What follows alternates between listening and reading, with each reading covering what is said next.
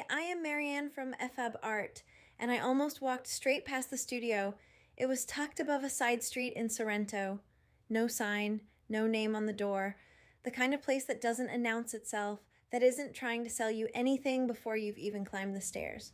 I almost kept walking, and if I had, I would have missed the best work I've seen in years. That moment stuck with me, not just because of the paintings I found inside, but because of what it told me about the Italian art market, something that most collectors, even experienced ones, have completely backwards. Here's the thing. There isn't one Italian art market, there are several. And the one everyone talks about, the galleries, the art fairs, the famous names on the placard, that is not where the best work lives. That's where the most expensive work lives. And those are not the same thing. Most people assume price tracks quality. In a rational market, maybe. But the gallery system in Italy, like in most of Europe, is built on layers that have nothing to do with what's on the canvas. You're paying for the address, the lighting, the staff, the story someone decided to attach to the work before you walked in. The prestige markup is real, and it is enormous, and the artist sees almost none of it. I know this because I paid those prices once. Early on, before I understood how the stack actually works, I bought through a gallery, paid what felt like a fair market rate, and later learned what the artist received. The gap was staggering. The extra money didn't go into the craft. It went into rent and reputation and a narrative manufactured entirely to justify the number on the tag. That stung.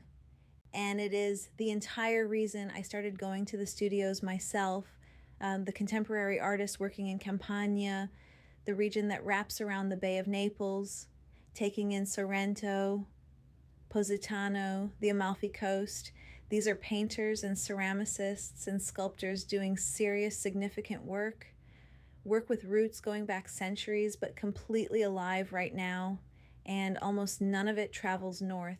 It doesn't make it to Milan. It doesn't land in the international fairs.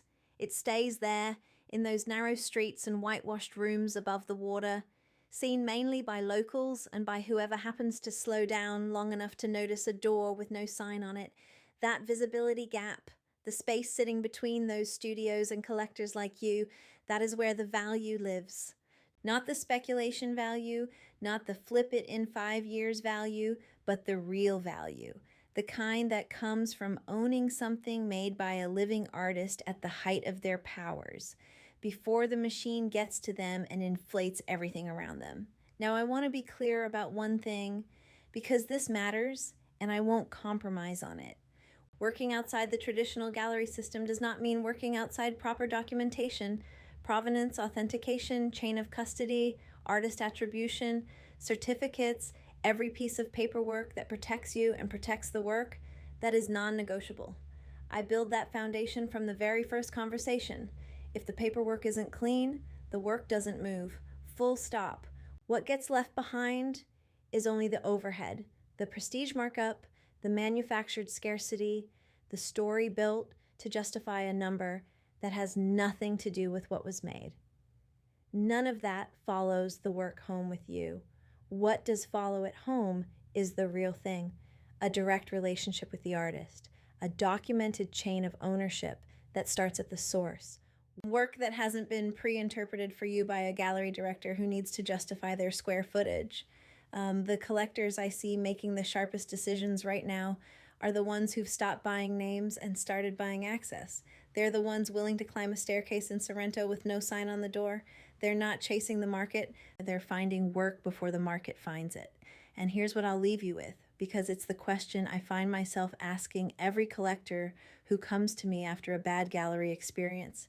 Have you ever paid gallery prices and later discovered you could have gotten the same quality or better for a fraction of the cost?